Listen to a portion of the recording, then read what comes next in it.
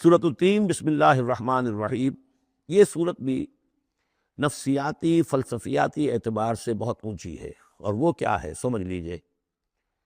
جب کبھی اللہ کا بندہ کوئی جس کی اخلاقی حس بیدار ہو، بات وہیں سے چل رہی ہے، اخلاقی حس الہمہا فجورہا و تقواہا، وہ اگر کسی بگڑے ہوئے معاشرے میں بیٹھ کے دیکھتا ہے کہ ہر جگہ پر خود غرضی ہے، ظلم ہے، ہر جگہ پر ہم دیکھ رہے ہیں جھوٹ ہے، دھوکہ ہے، فریب ہے، زیادہ بیان کرنے کی ضرورت ہی نہیں، خود ہمارا جو معاشرہ ہے اس کی بہت بڑی مثال موجود ہے، شاید بڑی ہی نمائندہ جو مثال ہے دنیا کے اندر اس چیز کی۔ اس پہ کوئی غور کر رہا ہے تو غور کر کے بالآخر بسا اوقات انسان اس درجے پر پہنچتا ہے کہ انسان ہے ہی بہت حقیر اور بہت گندی مخلوق، اس میں خیر ہے ہی نہیں، خیر کا کوئی پہلو نہیں۔ اور یہ میں آپ سے عرض کر دوں، آج کے سارے جو ماہرین نفسیات ہیں ان سب کا حاصل یہی ہے کہ انسان میں کوئی اعلیٰ شے ہے ہی نہیں، یا پیٹ ہے، یا اس کی شہوت ہے، یا حب تفمق ہے، یا اینیمل انسٹنکٹس ہے۔ کسی خیر کا مجھے کسی بھی جو بھی ہو آپ کا سائیکالوجسٹ کو بتا دیجئے کہ وہ کسی خیر کا بھی آپ کے اندر کوئی سراغ لگا کر بتا سکے۔ یہ جو ایک آتی ہے انسان کے اوپر مایوسی، حساس انسان پر، اس میں یہ صورت نازل ہوئی ہے کہ انسان شر ہی شر نہیں ہے، گند کی پوٹ ہی نہیں ہے، اس میں بڑی بلندی کا پہلو بھی ہے۔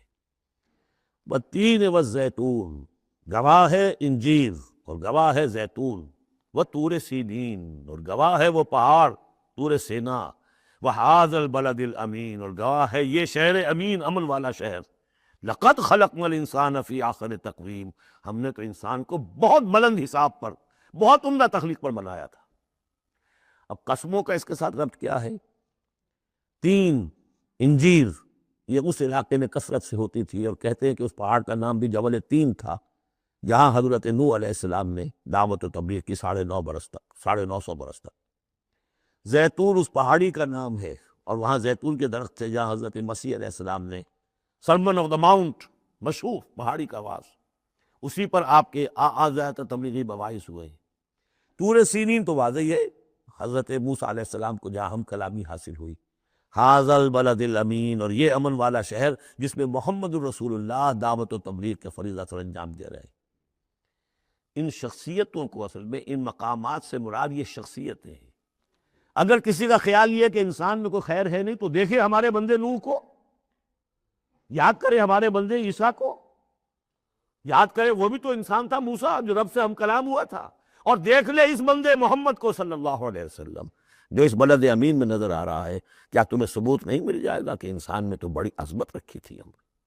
یہ دوسری بات ہے، آپ اپنے آپ کو حیوان ہی سمجھ لیں، حیوان بنا لیں۔ وَلَا تَكُونُوا كَالَّذِينَ نَسُوا اللَّهَ فَأَنسَاهُمْ أَنفُسَهُمْ، یہ تو آپ کا کام ہے، آپ نے کیا ہے، یہ گراوٹ تو آپ کو ملی ہے۔ حقیقت میں اللہ تعالیٰ نے بنایا تھا، وہ تو بہت اونچے مقام پر بنایا تھا۔ آدم مسجود ملائک، آدم خلقتہ بیدی، آپ نے دونوں ہاتھوں سے بنایا ہے۔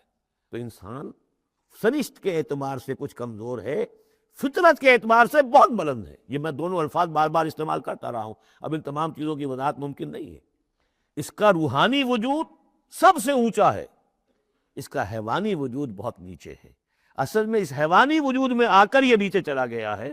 والتین والزیتون وطور سینین وھذا البلد الامین لقد خلقنا الانسان فی احسن تقویم، ہم نے انسان کو بنایا تھا بہترین حساب سے۔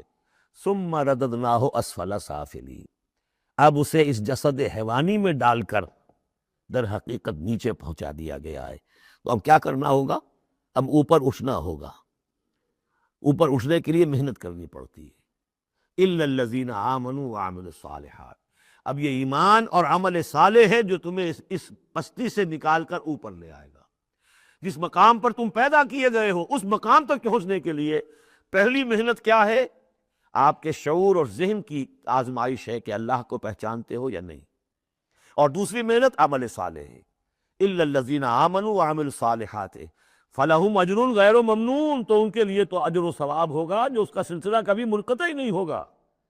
فما یکذبک بعد بالدین، اب اس کے ساتھ ہی ایک بات ایسی جوڑ دی کہ اگر تمہیں بھی نظر آ رہا ہے کہ کچھ لوگ بلند ہیں، کچھ پست ہیں، کچھ گھٹیا ہیں، کچھ بڑھیا ہیں، تو سوال یہ کہ اس کا کوئی نتیجہ بھی نکلنا چاہیے کہ نہیں؟ پھر کیا چیز ہے جو تمہیں آمادہ کرتی ہے جزا و سزا کے انکار پر؟ الیس اللہ باحکم الحاکمین، کیا اللہ تعالیٰ تمام حاکموں سے بڑا حاکم نہیں ہے؟ تو کیا کوئی حاکم ایسا بھی تم نے دیکھا کہ جو اپنے نیکوکار بندوں کو اور اپنے غداروں کو اور اپنے باغیوں کو ایک جیسا کر دے؟